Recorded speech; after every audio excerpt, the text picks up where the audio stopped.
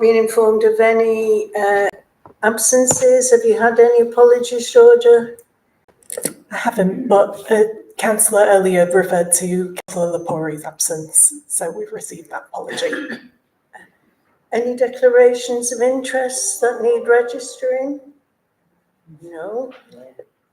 Not being informed of any questions from the public? We haven't received any now. Are the minutes of the last meeting held on the 9th of December agreed as an accurate record? Yeah, I'll move that. Thank you.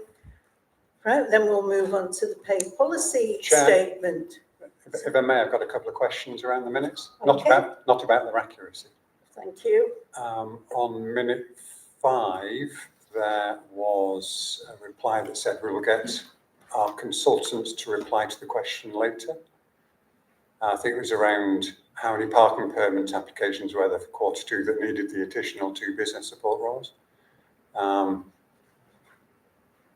And the resourcing consultant said the committee that this information would be shared. If it has been, I've missed it. If not, could we request that, please? Okay, and on item 6, bear with. Are there any updates on retention data and support for care experience children? So I'm presuming in the minutes there was a request for data on retention, and I don't think we've seen that. I'm sure we will have the figures for how many care leavers are employed by us. So as a result, that the Director of HR will provide the committee with further information on the retention figures of employees within Traffic Council, as well as the work regarding the employment of care leavers. So I think that requires a response. Apologies, Councillor Carter. We'll take that away and I'll make sure that you have a response in the next, before the end of this week, we'll get a response to you. Thanks so much. Thank you. Can that be shared with all the committee? Yeah. Thank you. Anything else, Jed, from the minutes? No, thank you. Thank you. Pay policy statement. Yeah, that's me. Thank you. Okay, so this is a report that we produce every year, so hopefully quite a few of you will be well aware of what's contained in it. So I'm just going to pull out a couple of key aspects. So the first one is looking at those on the lowest salaries in our organisation. Last year we made an improvement around sort of our offer for entry-level apprentices. So we previously paid individuals undertaking a level 2 or a level 3 apprenticeship the national living wage, which is based on age. However, last June, the corporate leadership team made the decision that those individuals will commence on band 1. So they're on the bottom band of our pay scales, of our grading structure. So they attract the rate attached to that grade. So some of the roles also have career grades, so they might come in on a band 1, but they've got potential progression up to a band 2 or potentially band 3, which really helps to attract people into that entry-level role and to retain people as well. So early indicators from a couple of services are that the number of applications have increased for those entry-level apprenticeships. So it's a really, positive story, and good way of attracting people in. Sorry, I'm not familiar with what the bandings so are. Our pay grading structure of sort of band 1 up to band 12, and then senior manager. So band 1 is our entry level. Oh yeah, the salary. Sorry, the salary level. Right, let me go in. Let me just. Oh yeah, I better pull it out. Should know off the top of my head. Yeah. The lowest salary is 23,656. Yeah. Okay. So basically it's an increase of pay for our entry-level apprentices. And that next second point I was going to raise is every year we look at the pay ratios, and we look at 2 different figures. We look at the ratio between our top earners and our median earners, and we also look at our top earner and our lowest earner, and both ratios have decreased slightly since last year. We've also done a bit of benchmarking with other GM authorities who have provided those figures for this year. And we've got information for 6 out of the 9 authorities, other authorities in GM. And of these 6, we have the 3rd most favourable ratio. So that, again, that's, means we're in a good standing across GM in terms of sort of our salary levels. So I was going to take any questions. Is there anything you want to pick out?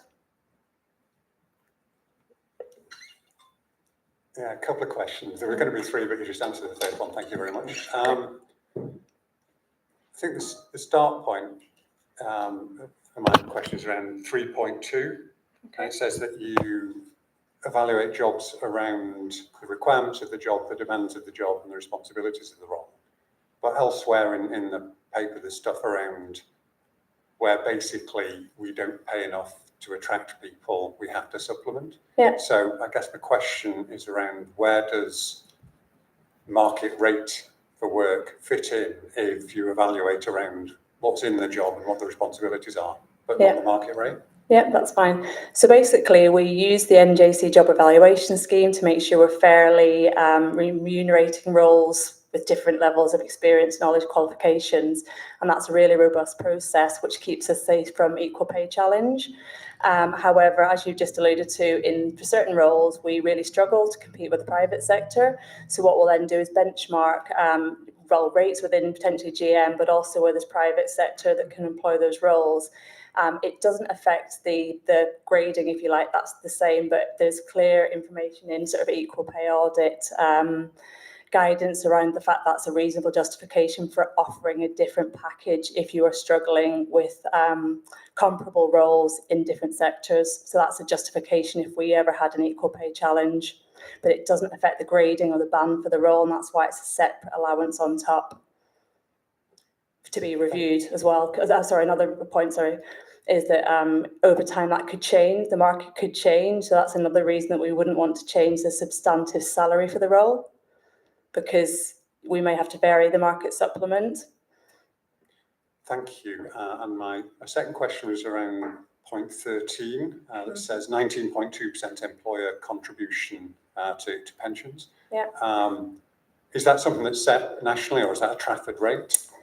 It's set by GMPF, so every 3 years they do like an actuarial review of the contribution rates, and it varies slightly. So each authority in GM has a slightly different rate. I probably don't know enough to go into the detail about how they figure that out, but yeah, they provide us with a rate based on how the fund's doing and lots of other factors.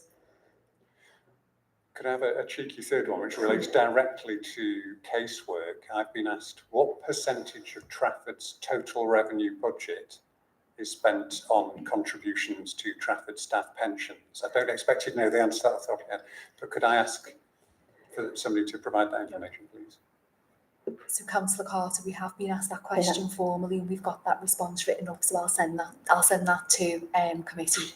We've got a response to an FOI in respect to that, so I'll circulate that to committee members. Thank you. Councillor Acton. Just on the Trafford pay policy statement this year, on paragraph 14.5.5, and it's a gender gap.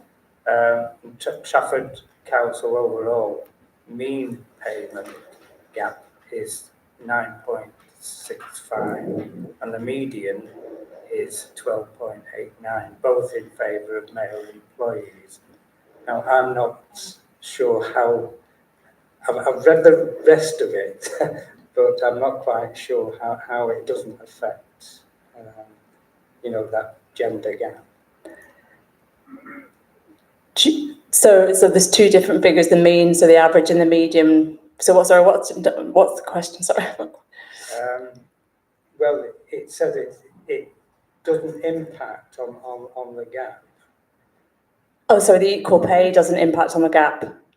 Yeah. Yes, yeah, so equal pay isn't a factor because we've got our job evaluation scheme. So if you look at every different band and you look at males and females on the same band, then they should have equal pay. But the gender pay gap is basically looking at your overall workforce, and it's looking at the average salary of all your females and your average salary of all your males. And that's why, many organisations do have a gender pay gap. And what we know is a lot of the reason for our gap is because of the shape of the organisation. So it's the services that we operate in-house and the services that we don't have in-house. So, for example, other authorities may have their care services outsourced. Other organisations may have their school catering cleaning services outsourced. And many of those services have their volume services with lots of staff. And those staff predominantly will be female. There are lots of roles of flexibility in terms of working hours, in terms of term time contracts, in terms of very part-time working. And we know that quite often they fit around family circumstances for, you know, still in our society, predominantly females taking that caring role. And also we've been sort of exploring the gap over the last couple of months some more around some of our corporate services. So some of the services such as IT, procurement, sort of our modernisation team, and what we can see is the sort of the gender split in those services isn't the same as the gender split in the whole organisation. So we know across the council we've got 74% females and 26% males. But if you look at some of those services, they're not reflective of that overall picture. Some are 50-50, which is great for some sort of services like finance, but actually when you look at the workforce overall, it's not reflective, so that doesn't help our gender pay gap. So we're sort of thinking about what we can do to try and attract more females into those professional roles, professional services. But the conundrum is trying to attract men into some of those lower paid roles, care roles, and it's difficult to shift the dial, really, I think. So, I could probably do a session on this. It's a work in progress, but I think, you know, there are some societal factors that I think it makes it very, very difficult for us to make real change. And what we are trying to do is learn from other GM authorities around if their gender pay gaps are different, are they doing something we're not, and what's the shape of their workforce, what services are in, what services are out. I've recently sort of done an exercise to look at if you take out those care services and the schools catering cleaning staff, and if you take out the professional services, we don't have a gap.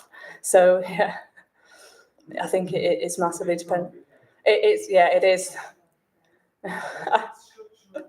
I'll see, yeah. Councillor Barber, did you have a question? Just a very quick one, thank you. So just taken from the same point, 14.6, it says in here that the pay gap has decreased and then the median by 26%. I suppose we've already mentioned some of the points, but are there any other known factors for this reduction, in this gap? Number one. Number two, following 14.7, we are expected to have a gender pay gap report. When should we expect that? So we produce that at the end of March every year. So we will publish our gender pay gap, and we also produce a report that explains sort of the context of our setting, all the factors that we believe contribute to our gap, and what we're doing to try and change things. But yeah, so the gap varies from year to year, and the biggest factor will just be people leaving, people coming in, progression, promotion. That we can't really easily identify sort of one specific factor that makes that change from year to year. Jane? Thank you. I was wondering, it was again for clarification really, at each of the pay bands there are different increments. How do people go up those increments? Is it an automatic, do they move up automatically after a year, or is there a process? Yeah, so we've got automatic incremental progression through our main pay bands. So yeah, they would do. There is a slight difference with our sort of senior managers. They have to demonstrate that they're meeting their objectives for the sort of SM3 level, so they have to demonstrate. But for everybody else, they move up. Thank you. Yeah. Good question. Sarah? Just to clarify, because I'm not very good at maths, the bit where we're talking about so passenger assistance, catering, cleaning, they're very often obviously traditionally female roles, but they're probably traditionally part-time. Is that impacting upon it, or do you scale those so that it's the sex? So obviously if you're a part-time worker, do you know what I mean? No, we take the individual hourly rate for every member of staff, and we don't. It's a really good question, and it might be something that should be considered nationally, and we don't scale it for their FTE, their prorated full-time basis, if you like, and it might be interesting for us to model that and actually see what impact it has. Yeah. Yeah. And we can see, I mean, we've got figures, you know, the gender pay gap for full-time staff and part-time staff that, you know, is significant as well. So you can cut the data in lots of ways. You can look at under 40s, over 40s, there's a big gap, which shows that females, as they're progressing and having children and dealing with elder, you know, care as well, it impacts, it does. Any further questions on this item? Then we'll move on to agency spend and a brief overview of the main points in that report. Thank you. Thank you, Chair. Okay, so from a corporate perspective, as mentioned in the report, so we have a robust kind of vacancy approval process in place to monitor and keep sight of agency spend across all directorates, and that culminates with approvals from the Director of Human Resources and Director of Finance and Systems. We will talk you through the work that's currently kind of underway in each of the directorates, and I'll just start off with Children's Services. As noted kind of in the report, in terms of overall spend, which I'll address first, it was £1,870,000, £283.39, so a slight increase from quarter two. However, if we look at the individual directorates, so in quarter three in Children's Services, the spend totalled £1,222,265.86. So again, a slight decrease from quarter two and the third consecutive decrease in a row, resulting in around a 10% decrease in spend from quarter one. As noted, we have seen a decrease in the number of assignments in Children's Services, which has as a result of stability within the workforce, but also some of the work that we have done in moving colleagues off contract onto Reed, but also the progression to permanence workshops that were taking place in terms of moving people from interim workers into permanent positions. The largest spend remains as for qualified social worker roles within Children's Services. We continue to do the proactive work around social qualifying and upskilling our own social workers, and have appointed 7 roles to date, and there'll be a further 4 colleagues who will graduate in March and be put into positions and roles, and to work alongside the requirements of the GM pledge, which I'm pleased to announce we are compliant with and have seen stability in the rates paid that we offer to social workers and across the board, and are also working towards the requirements of the DFE reporting requirements that will take into place in April. So in terms of kind of Children's Services, there's a lot of work that is taking place from a proactive perspective to engage with interim workers and to encourage them to join us on a more permanent basis, and there are some system improvements that have taken place also. With regards to Adult Services, so the spend in quarter three was £267,788.67, and year to date that equates for around 14% of total spend. Again, majority spend is within the qualified social worker space and support workers. So within kind of each of those areas, again, proactive work takes place around supporting to grow our own talent and put them into roles. Also, we have some dedicated HR support as well that works alongside services to make sure that we are developing, growing and attracting colleagues to work within adult services. I will move briefly now on to legal and governance. So the spend within quarter three was £320,761.05. This is an increase from quarter two, so it is slightly up. There is work that's going on within the service to look at a strategic review around the skills required within the service, so that we can hopefully longer term increased stability in terms of being able to deal with demand, but having the right skills within place, and the ability to enable and grow our own talent within the service.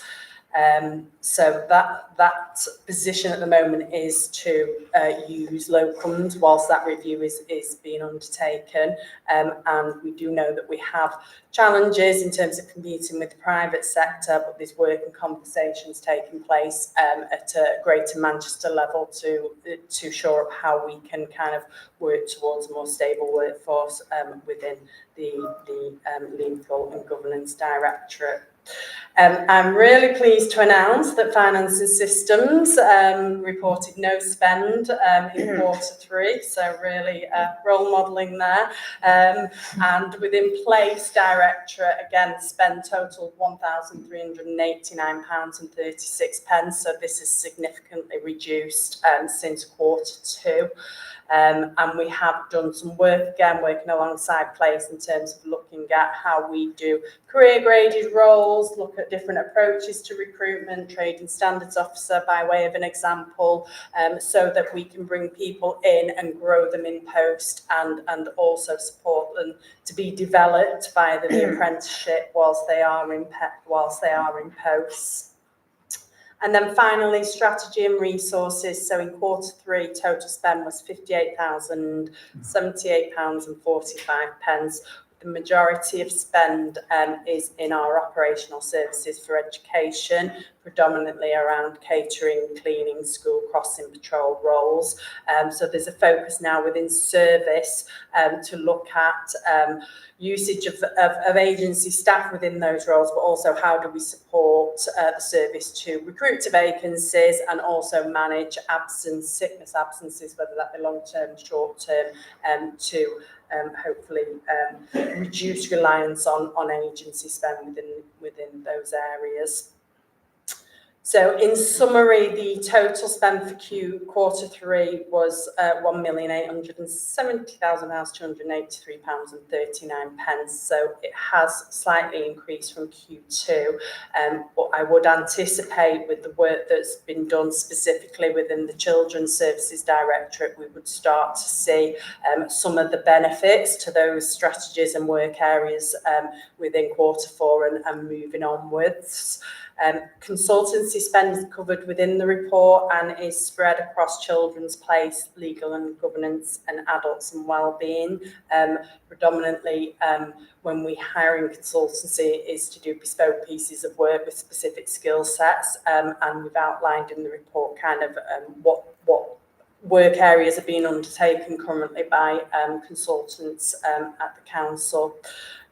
Appendix 1 does outline all the assignments across the board in Q3 via Directorate, and gives us a total in terms of spend, but also number of assignments. And then just quickly to cover off Appendix 2, for those of you who are eagle-eyed, there is a mistake.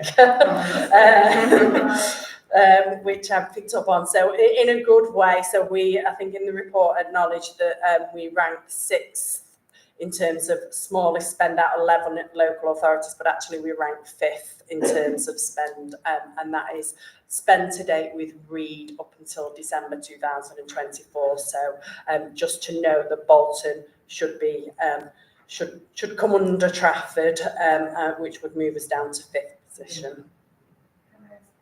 This table here, Appendix 2, annual agency spend, 6, is there a wrong decimal point in that?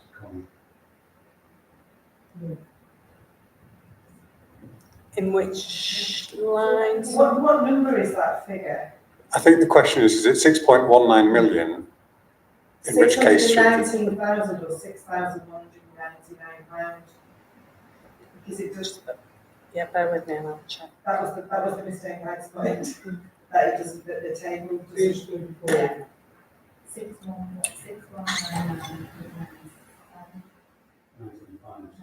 So where should decimal point be? Yeah, that's it. Yeah, 6 million. That's what I was trying to work out. So do we know what that is? Because obviously Manchester's huge and they're showing 25 million. do we know what our spend is relatively per capita? Because that's really the comparison, isn't it? Because as a smaller authority, we would naturally have a much smaller spend. So I was just wondering how these things are worked out. It is comparing. Don't think it's quite that simple. I Well, think that's it what would I'm trying to depend find out. on the level of need. You could spend an awful lot of the budget on one person, so I don't think you can just work it out per capita. Am I right?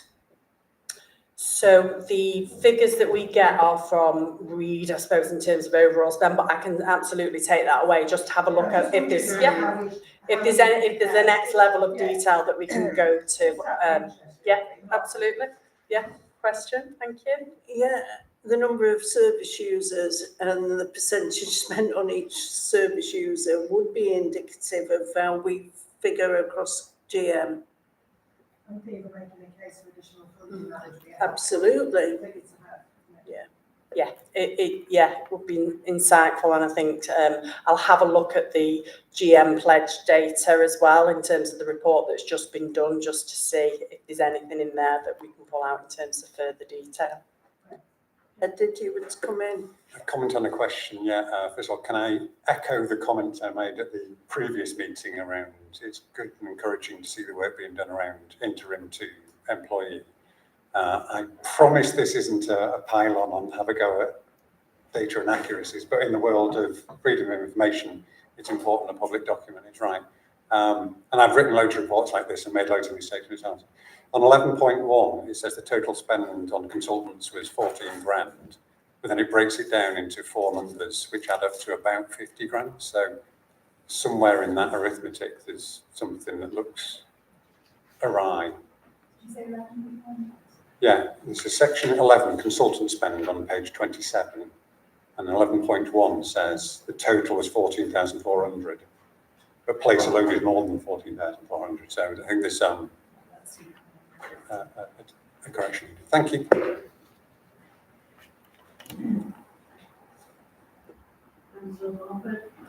Thank you. My comment is really about, the apprenticeship scheme. We talked about it in our previous meetings as well.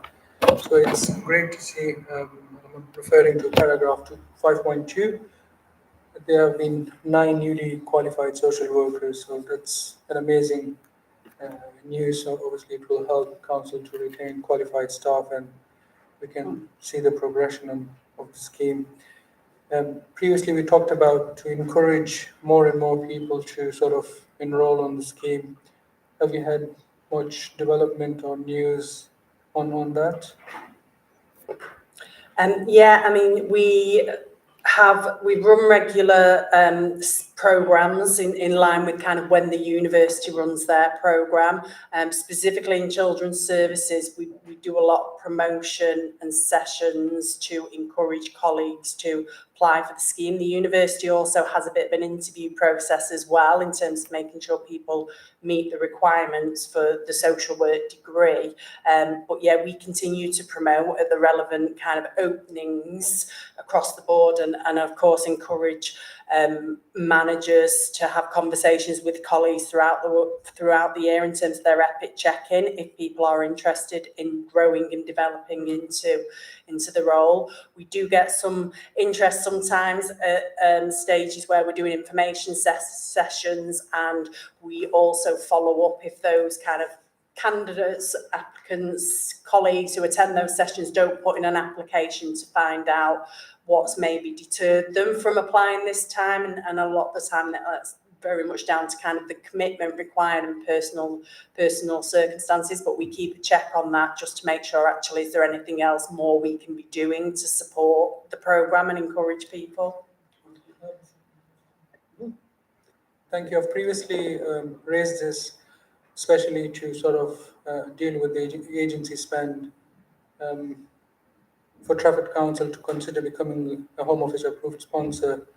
And I did some more research, and to my surprise, it turned out that over 100 councils in the UK have sponsorship license, which basically enables them to employ migrant workers who would at least stay for 5 years because they need their sponsorship. Plus, it saves a lot of money. And in GM, 50% of the councils have sponsor license, and this includes Manchester, Stockport, and Salford, and I think Oldham as well. So we don't have to invent the wheel. Councils are taking benefit of this system. Could we consider this on more serious basis? Thank you. Yeah, our resourcing team has looked at it and obviously links in on a regular basis with colleagues across GM around different initiatives. So we do have some learning and some information, but we are going to more sort of formally review the position and fully understand sort of the risks, benefits, and where we might use it and where we might see benefits. So yeah, that's the piece of work we're doing. So just to follow up, I mean, the employment committee meetings are quarterly. 3 months have gone since we've discussed this. Actually, 6 months, because it was raised 6 months ago as well. So when do we expect to have an answer? The reason why I keep bringing this, because I see the benefits, and I'm happy to give, further information and discussion. For the sponsorship license, the council doesn't have to do anything out of the ordinary or do extra special measure. We have, as an organization, a fully functional organization. I strongly believe that the council is capable of running the system without putting extra resources, but in fact it will save money and give us that long-term reliable staff as well. Thank you. Councillor Babar, I can only apologise that you have not had a response to the point that you've raised previously. We'll take that away and we'll make sure that an update comes back to the next employment committee. Thank you. Thank you. I think I've probably asked this before, and it's not something that's not necessarily come back, but I'm particularly looking at, in terms of the total spend, looking at Stockport, because Stockport is very much a comparator borough to ours, yet their spend is half. And do we understand why and what the difference is? Because that's quite a significant difference.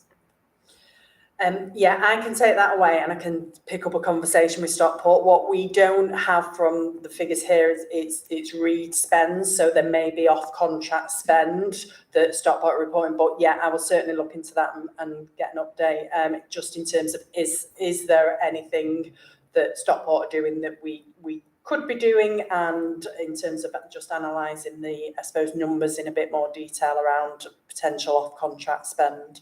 Yeah, because I mean that could be. It might be that the difference isn't as much as this if they're doing off contract spends, and possibly. But I think if it's as big a difference as that, I think we there must be something we could be learning from them, as they are a comparator to us. Yeah, absolutely. Thank you. Anything further on this report? And we'll move on to the Market Supplement and Business Systems Officer.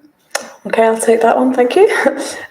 So this report is an update regarding the temporary extension of a market supplement for a key role to ensure continuity of service provision and reduce business risk. So this is particularly with sort of a longer term SAP strategy still in development. So the service have requested that we extend it so they have more time to progress that piece of work, because it will likely impact on sort of future roles within the team, and one of which will be this role.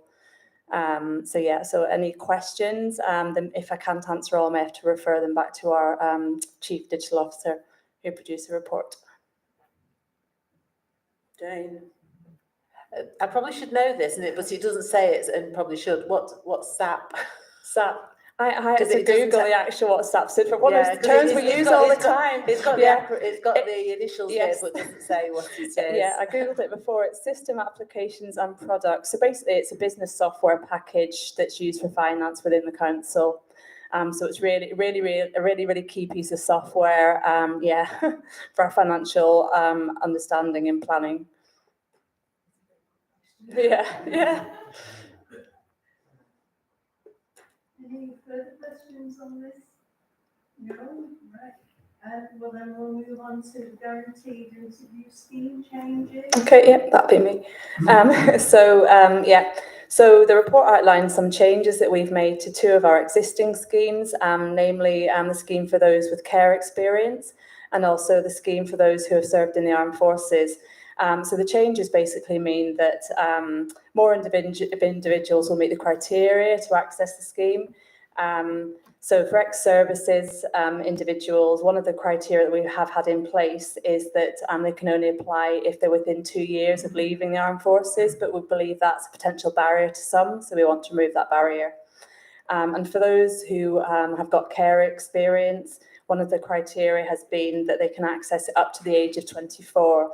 But again, that's a barrier, and we believe that as part of our, commitment to those with care experience, we should change that. And obviously we've signed up to recognise care experience as a protected characteristic locally in our authority. So again, that meets sort of that aim. Okay, take any questions on that?